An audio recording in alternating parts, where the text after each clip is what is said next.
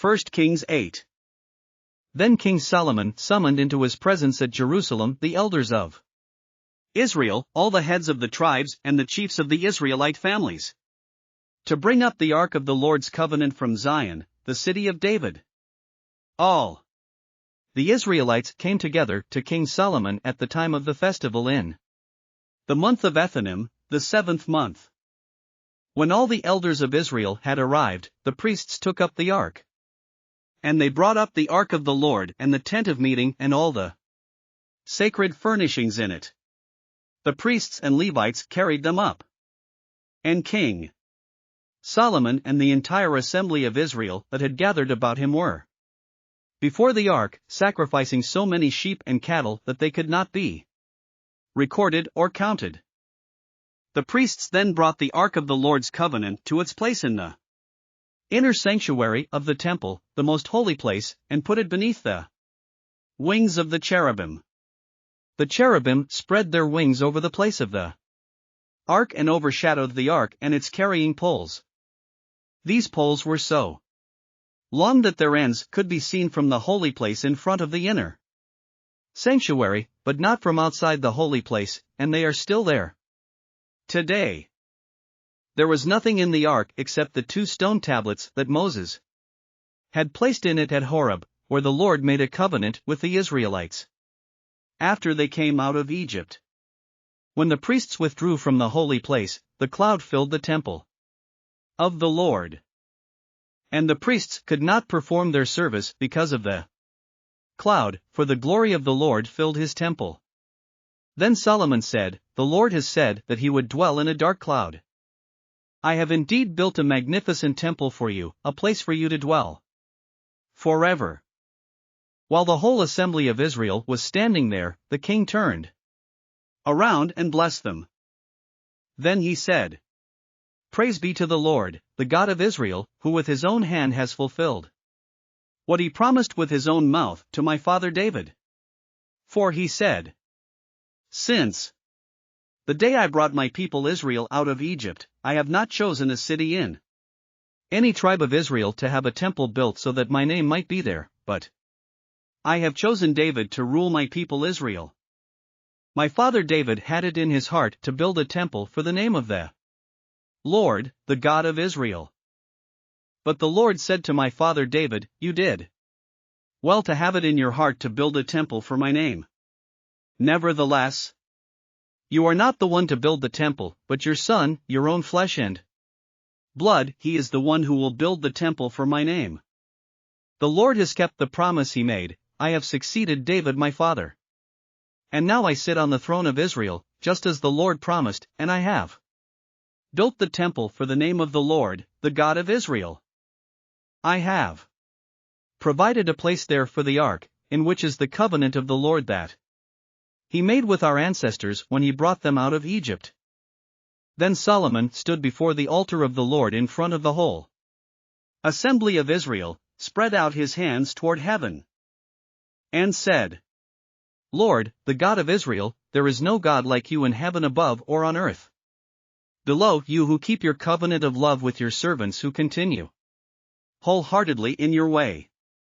You have kept your promise to your servant David my father. With your mouth you have promised, and with your hand you have fulfilled it as it is today. Now Lord, the God of Israel, keep for your servant David my father the promises you made to him when you said, You shall never fail to have a successor to sit before me on the throne of Israel, if only your descendants are careful in all they do to walk before me faithfully as you have done. And now, God of Israel, let your word that you promised your servant David my father come true. But will God really dwell on earth? The heavens, even the highest heaven, cannot contain you. How much less this temple I have built? Yet give attention to your servant's prayer and his plea for mercy, Lord my God. Hear the cry and the prayer that your servant is praying in your presence this day. May your eyes be open toward this temple night and day, this place of which you said, My name shall be there, so that you will hear the prayer your servant prays toward this place. Hear the supplication of your servant and of your people Israel when they pray toward this place. Hear from heaven, your dwelling place, and when you hear, forgive. When anyone wrongs their neighbor and is required to take an oath and they come and swear the oath before your altar in this temple, then hear from heaven and act.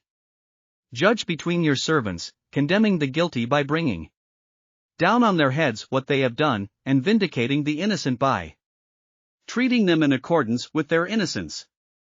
When your people Israel have been defeated by an enemy because they have sinned against you, and when they turn back to you and give praise to your name, praying and making supplication to you in this temple, then hear from heaven and forgive the sin of your people Israel and bring them back to the land you gave to their ancestors. When the heavens are shut up and there is no rain because your people have sinned against you, and when they pray toward this place and give praise to your name and turn from their sin because you have afflicted them, then hear from heaven and forgive the sin of your servants, your people Israel. Teach them the right way to live, and send rain on the land you gave your people for an inheritance. When famine or plague comes to the land, or blight or mildew, locusts or grasshoppers, or when an enemy besieges them in any of their cities, whatever disaster or disease may come, and when a prayer or plea is made by anyone among your people Israel, being aware of the afflictions of their own hearts, and spreading out their hands toward this temple, then hear from heaven, your dwelling place. Forgive and act, deal with everyone according to all they do, since you know their hearts, for you alone know every human heart, so that they will fear you all the time they live in the land you gave our ancestors.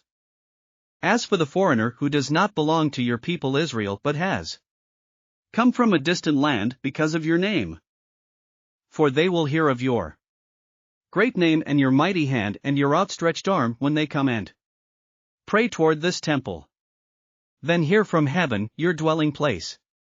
Do whatever the foreigner asks of you, so that all the peoples of the earth may know your name and fear you, as do your own people Israel, and may know that this house I have built bears your name. When your people go to war against their enemies, wherever you send them, and when they pray to the Lord toward the city you have chosen and the temple I have built for your name, then hear from heaven their prayer and their plea, and uphold their cause. When they sin against you, for there is no one who does not sin, and you become angry with them and give them over to their enemies, who take them captive to their own lands, far away or near. And if they have a change of heart in the land where they are held captive, and repent and plead with you in the land of their captors and say, we have sinned, we have done wrong, we have acted wickedly. And if they turn back to you with all their heart and soul in the land of their enemies who took them captive, and pray to you toward the land you gave their ancestors, toward the city you have chosen and the temple I have built for your name, then from heaven, your dwelling place, hear their prayer and their plea, and uphold their cause. And forgive your people who have sinned against you, forgive all the offenses they have committed against you, and cause their captors to show them mercy. For they are your people and your inheritance, whom you brought out of Egypt, out of that iron-smelting furnace. May your eyes be open to your servant's plea and to the plea of your people Israel, and may you listen to them whenever they cry out to you. 4. You singled them out from all the nations of the world to be your own inheritance, just as you declared through your servant Moses when you, Sovereign Lord, brought our ancestors out of Egypt.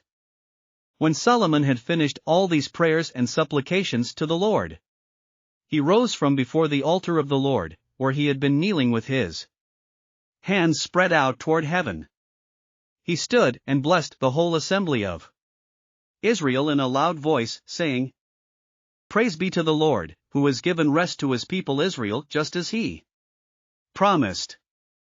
Not one word has failed of all the good promises he gave through his servant Moses. May the Lord our God be with us as he was with our ancestors, may he never leave us nor forsake us.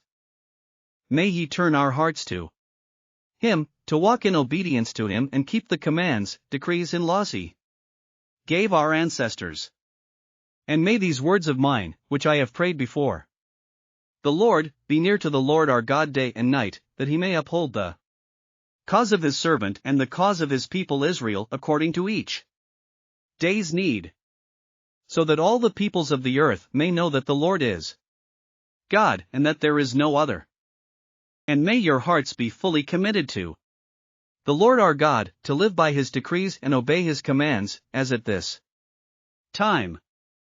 Then the king and all Israel with him offered sacrifices before the Lord.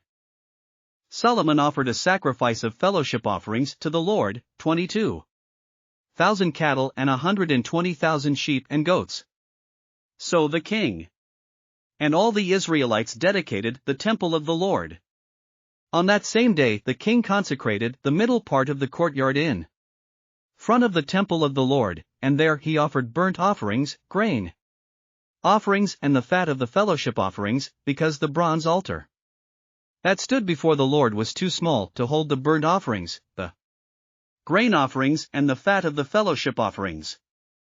So Solomon observed the festival at that time, and all Israel with him a vast assembly, people from Lebo-Hamath to the Wadi of Egypt. They celebrated it before the Lord our God for 7 days and 7 days more, 14 days in all. On the following day he sent the people away.